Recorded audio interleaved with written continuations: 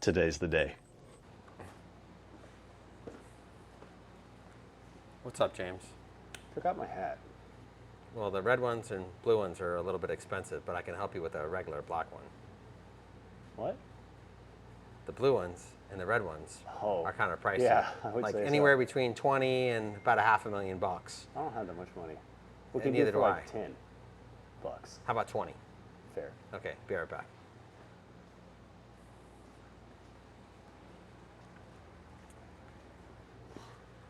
Thanks, Jay. You got yourself a deal. Thanks, James. Pick up your engine. What engine? The one that's behind me. I think we should show it to them.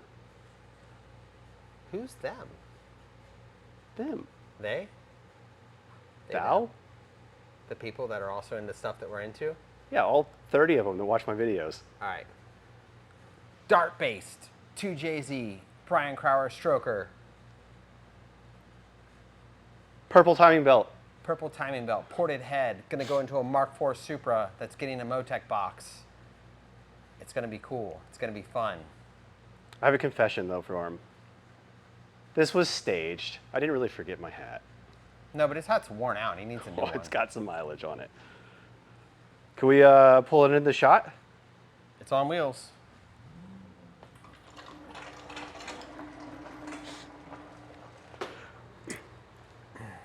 So this is James's engine.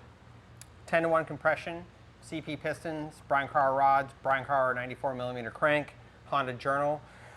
The head is a CNC ported unit by Veni 10 Racing. Got some PHR valve covers and assorted PHR bits. PHR is one of the companies that's really stuck with the MK4 Super, where the other guys kind of moved into GTRs or maybe started chasing that Lambo money. PHR guys have been continuing to make us these small CNC trinket parts that are not only useful but often good looking and well engineered. And James is going to take this thing home, put it in Mark IV Supra, maybe bring it back and have me do the startup on it with him. That way there's no errors. You know, starting a new engine is a pretty critical point in the engine's life. And maybe we can take the steps to make sure that he has not only a good time with the engine, but that it lasts him a long time, because it's a lot of money. Yeah, have some good times with it. Like Jay said, so CNC job by Veni 10 Racing, got Ferrea 1 mil over valves, Kelford 276, 278 cams, and then after I glittered the head, I wiped out some buckets. Yep. So we moved over to a DLC coated bucket. We were just using a, it did just have an OEM, right? It was Yeah, I didn't actually know. 3S-GTE shimless bucket. It's an OEM replacement part.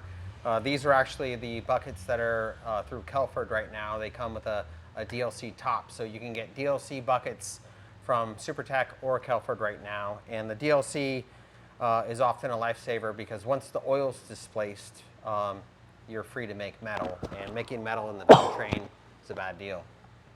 Yep.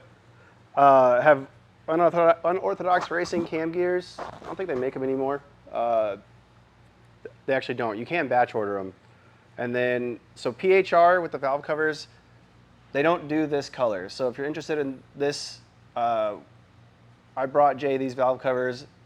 They had a rough life, and so he put them through, was it actually just like a medium Tumbler. luster? They were just kind of nasty. Somebody had tried to paint them, and they just didn't look good. And one of the things that you get with the CNC part is, you know, the machining tool pass, and stripping and sanding and things like that. It's going to disturb all that. So we just did a kind of a chemical strip, and then they looked worse. Yes, it and did. then put them in a tumbler and just gave them kind of a stone look. So that's how they are, at least in the moment. It looks really good. Yeah, it's pretty cool. I really hope the camera can do something. We'll do some close-ups of it. But yeah.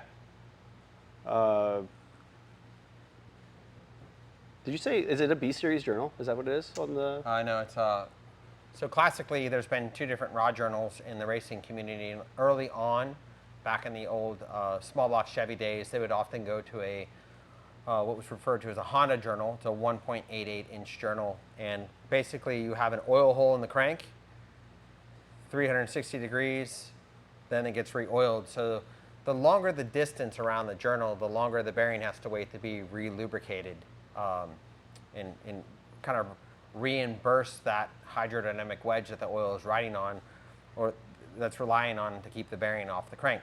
So small journal crankshafts are something that are generally sought after high RPM engines because of how the oil works. So a large journal crankshaft, good low speed strength, something like an industrial engine. High speed engines generally have small journal crankshafts. The compromise is the smaller the journal and the longer the cross section or distance from the center line of the main to the center line of the rod kind of creates a weakened crankshaft. So not something in this case, but if you got into big strokes, 4.5-inch stroke crankshafts, stuff like that, you don't get the luxury of these small journals. But these are relatively small cranks, 94 millimeter, around 3.7 inches of stroke. You can use that Honda journal and just get access to what I would say is a bit better bearing system. That's fascinating. It's a lot of stuff that goes into it. Anyways,